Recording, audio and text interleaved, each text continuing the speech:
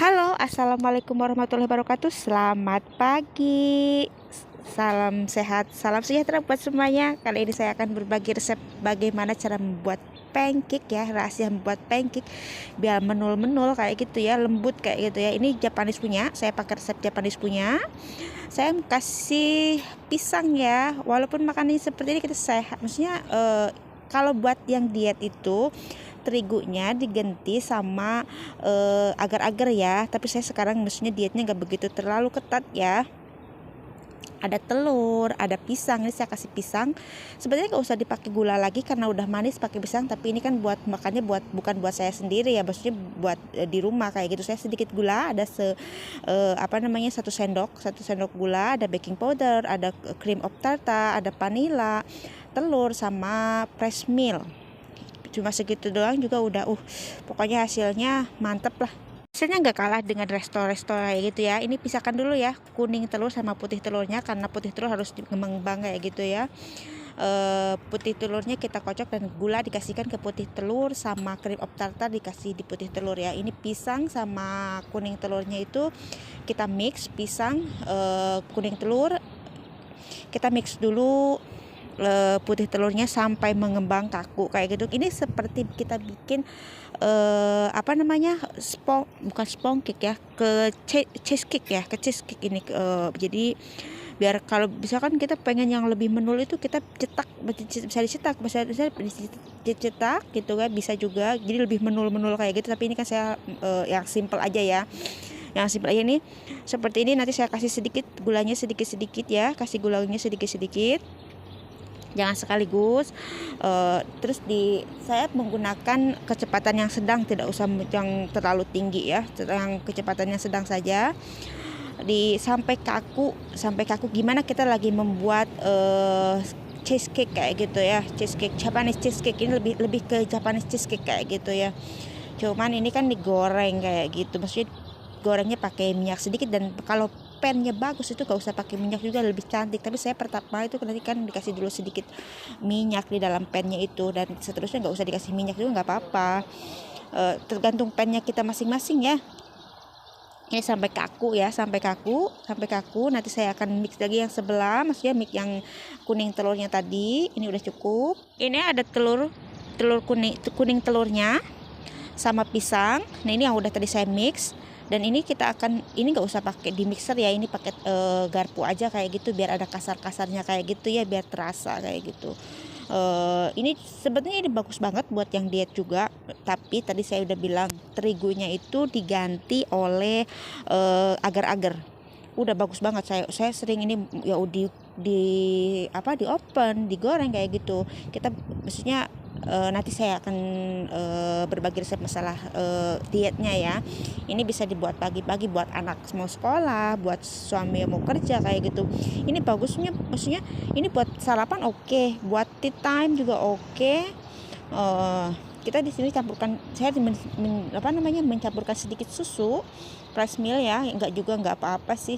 Misalkan saya nggak ada susu, ada fresh milk gini, nggak apa-apa, dikasih air sedikit atau itu nggak apa-apa, mau dikasih apa enggak tergantung seleranya ya. Saya kasih sedikit susu. Dan saya akan maksudnya tepung, dan tepungnya sebelum dicampur itu harus diayak dulu ya. Kalau masalah tepung ya, tepungnya harus diayak dulu, karena biar ada yang, maksudnya takut ada yang menggumpal-gumpal nanti hasilnya nggak. Nah, tepungnya saya akan ayak, dan diayak dulu. Sorry, ini banyak sayur, saya kan mau masak gitu ya. Direndam dulu sayur ini, kita akan kita akan saring dulu tepungnya. Bagus banget pokoknya si tepung itu. Kalau mau bikin kue atau mau bikin apa, bagus untuk disaring dulu ya, biar takutnya sih ada yang hitam atau ada yang bergumpal selain yang bergumpal kayak gitu ya. Kita pelan-pelan, dan tepungnya itu tergantung kita sendiri, mau banyak boleh, maksudnya tapi kan hasilnya nggak terlalu menul, mau sedikit juga oke. Saya sedang ini menggunakan tepung sekitar 150 graman ya, nggak terlalu banyak dan nggak terlalu sedikit tepungnya. Ya seperti ini soalnya kan, nah ada bulat-bulatnya kayak itu kan nggak mau, terus takutnya ada yang hitam kayak gitu, takutnya ada yang hitam-hitam. Kita diaduk aja, diaduk pelan-pelan. Ini diaduk, ini dikasih sedikit baking powder, sejeput apa kayak gitu ya, dikasih boleh, nggak dikasih juga nggak apa-apa gitu ya.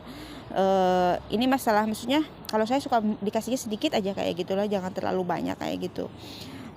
Soalnya kan kalau bikin, maksudnya gimana ya, kalau kita bikin kue tanpa baking powder gimana kayak gitu, tapi itu sebenarnya sih kurang bagus sebenarnya. Tapi nggak apa-apa lah, sedikit kok.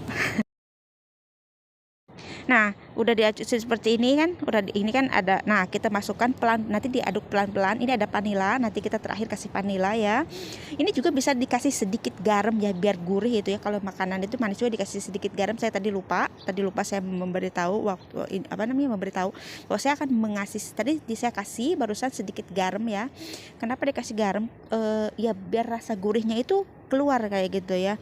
Mungkin gimana ya, mau makanan, maksudnya kalau makanan apapun dikasih sedikit garam itu biar penyedapnya itu ada di garam kayak gitu ya. Garam sama gula itu nggak bisa terpisahkan kalau buat saya sih, walaupun hanya sedikit kayak gitu ya, nggak terlalu. Ini diaduknya seperti ini, jangan terlalu over ya ngaduknya, soalnya takut sayang tuh yang telur putihnya tadi. Nih udah, ini ada pan, saya sedikit minyak, saya kasih dulu sedikit minyak karena pan saya kurang, maksudnya kurang bagus lah pannya kayak gitu.